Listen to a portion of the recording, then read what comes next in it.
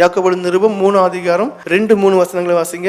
நாம் எல்லாரும் அநேக விஷயங்களில் தவறுகிறோம். ஒருவன் சொல் தவறாதவனானால் அவன் பூரண புருஷனும் தன் சரீரம் முழுவதையும் கடிவாளத்தினாலே அடக்கி கொள்ளக்கூடியவனுமா இருக்கிறான். பாருங்க, மனுஷன் தவறுகிறவன் தான். ஆனா அதனாலேயே தவறிட்டே இருக்கலாம்னா கிடையாது. ஏன்னா வேதத்துல வசனம் இருக்கு, எப்படி விழுந்தவன் எழுந்திருக்கலையோ, வழி தப்பி போனவன் திரும்புறதுலையோ இருக்கு. இதை பிடிச்சுக்கிட்டு அப்ப எப்போ வழி தப்பி போவாதுங்க. என் நோக்கம் நீங்க எல்லாம் திருந்தணும். அதுக்கு ஒரே வழி தன்னை உணர்ந்துட்டா மட்டும் போதும். நான் அனுபவம் இல்லை, என் நிலைமை இது.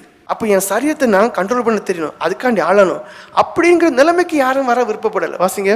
நாம் எல்லாரும் அநேக விஷயங்களில் தவறுகிறோம். ஒருவன் சொல் தவறாதவனானால் அவன் பூரண புருஷனும் தன் சரீரம் முழுவதையும் கடிவாளத்தினாலே அடக்கி கொள்ளக்கூடியவனுமா இருக்கிறான். பாருங்கள், குதிரைகள் நமக்கு கீழ்ப்படியும்படிக்கு அவைகளின் வாய்களில் கடிவாளம் போட்டு அவைகளுடைய முழு சரீரத்தையும் திருப்பி நடத்துகிறோம். பாருங்க, யுத்த குதிரை கடிவாளத்தினால கட்டப்படுகிறது. அதாவது எவ்வளவுதான் பலசாலியா இருந்தாலும் அதுக்கு ஒரு கடிவாளம் போட்டுப்பட்டிருக்கு. அந்த கடிவாளத்தை பிடிச்சி இழுக்கும் போது அது அடங்கி இருக்கு. அந்த கடிவாளத்தை அதுக்கேற்றபடி அசைக்கும் போது அது வேகமா போகுது. அப்போ அந்த கடிவாளத்துக்கு அது என்ன செய்யுது? அடங்கி இருக்கு. அப்படிப்பட்ட ஒரு கடிவாளத்துக்குள்ள உங்க சரீரத்தை கட்டுப்படுத்த தெரியணும். கண்ணா இப்படிதான் பார்க்கணும், இங்க எங்கேயும் பார்க்க கூடாது. வாயா வந்தபடியெல்லாம் பேசக்கூடாது. காதா எதை கேட்கணும் எதை கேட்கணும் தெரியாது. உங்களை நீங்க பாருங்க, உங்க சரீரத்தை கண்ட்ரோல் பண்ண தெரியணும். இல்லைன்னா கஷ்டம். 2 கொரிந்தியர் 10:5 சொல்லுது, உங்க எண்ணங்களை கண்ட்ரோல் பண்ண தெரியணும்.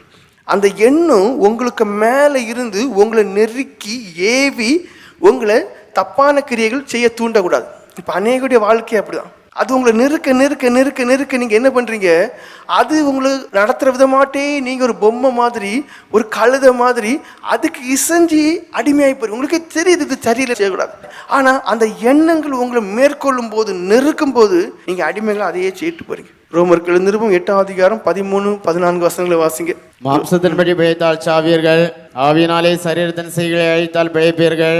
பாருங்க, ஒவ்வொருத்தங்களும் தன்னை கண்டுபிடிக்கணும். மாம்சத்தின்படி பிழைக்காதுங்க, அந்த மாம்சத்தை பிரியப்படுத்தாதுங்க. ஆவியின்படி, அந்த ஆவியானவர் உணர்த்துவார். அந்த ஆவியின்படி நடக்கணும்னா முதல்ல நீங்க ஜெபம் பண்ணக்கூடியவங்களா இருக்கு. ஆவியானவர் எல்லாத்தையும் பேச மாட்டார். நீங்க அவர்கிட்ட இடப்பட தான் அவர் உங்கள்கிட்ட இடப்படுறதை அதிகப்படுத்துவார். அப்போ என்னால ஒழுங்கா ஜெபம் பண்ணவே முடியலைங்கும் போது அவர் எப்படி இடப்படுவாரு?